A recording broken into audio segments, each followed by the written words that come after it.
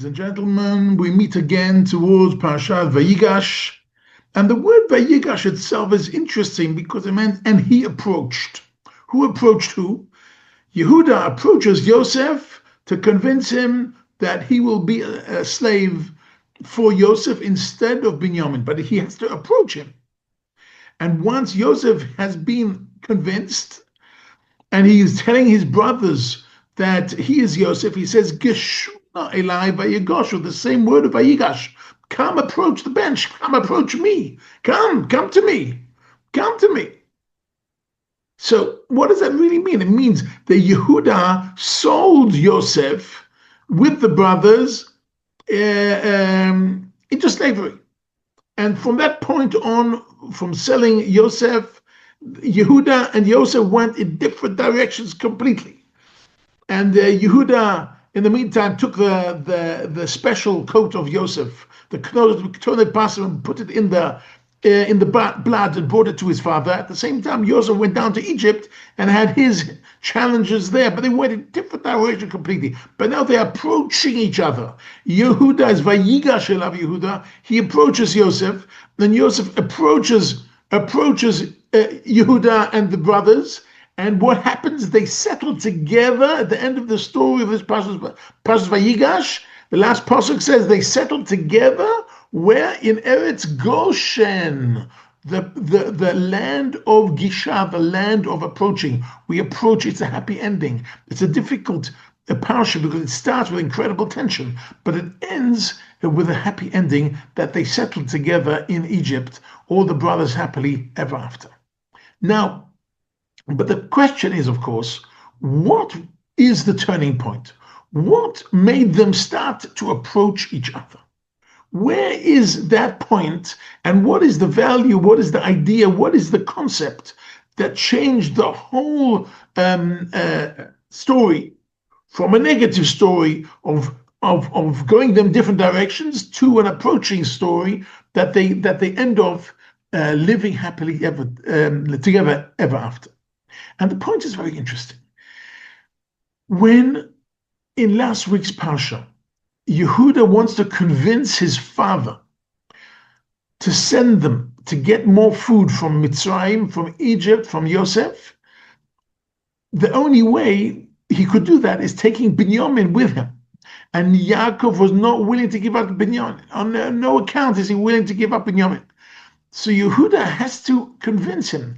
And what does Yehuda say? He says, Miyadi ta'avenu. I will be guaranteed. I'll take personal responsibility.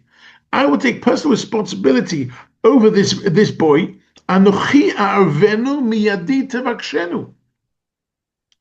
I am putting my life on the line. I will vouch for him. I will guarantee his safety and bring him back to you happy and healthy. And I'm putting my life on the line. When Yaakov hears that, he's up 1 minute. 1 minute. If they're so close, they're willing to put their life on their line for each other, Yaakov changes his mind and said, okay, okay, so I'll send you. And that was last week's Pasha. What happened to this week's Pasha is also somebody changing their mind. Who has to change his mind? Yosef. Yosef has to change his mind in order not to take Binyamin as a slave and in order to confess that he's really Yosef. What makes him confess? Again, the same idea of guarantee. Yehuda tells Yosef in very clear terms, he says, Ki avdecha orav et hanar. I have guaranteed the safety of this boy, of Binyamin. I cannot face my father. I can't go home anymore if I don't bring Binyamin. Yosef hears, he's guaranteeing him. And he's willing to be instead of him. Yehuda's willing to be a slave instead of him. That is already a good enough reason also for Yosef to change his mind and say, you know what? I'm Yosef, your brother, and the whole idea of Vayigash Vayigash with different directions went Geshuna Elai Vayigashu until it ended off in Goshen. But this is a very interesting concept of taking responsibility, because it's not only between human beings, it's also towards HaKadosh Baruch Hu. when the first sin ever, which is Adam and Eve in the Garden of Eden, why was HaKadosh Baruch Hu so angry? Because Adam didn't take responsibility. He said it was her fault. And HaKadosh Baruch Hu spoke to Eve, and she said, no, it was the snake's fault. Nobody took responsibility. And then Cain and Abel. And so HaKadosh Baruch Hu speaks to Cain, and Cain, oh, am I my brother's keeper? He doesn't take responsibility. Yehuda takes responsibility over Binyamin. To such an extent, he takes this relationship between Yehuda and Binyamin is so special that the end of the story is that Yehuda gets the kingdom, and kings of Am Yisrael come out of the tribe of Yehuda. That person who is willing to take responsibility, because leadership without responsibility is worthless. And Beis Hamikdash, where is Ben Kitefav Shechem? Where is Beis Hamikdash built? It's built on the land between Ben Kitefav Shechem, between Yehuda and Binyamin. Between that is where Beis Hamikdash, those are the two brothers. This brotherly love and this brotherly guarantee and caring for each other is what makes Am Yisrael so special.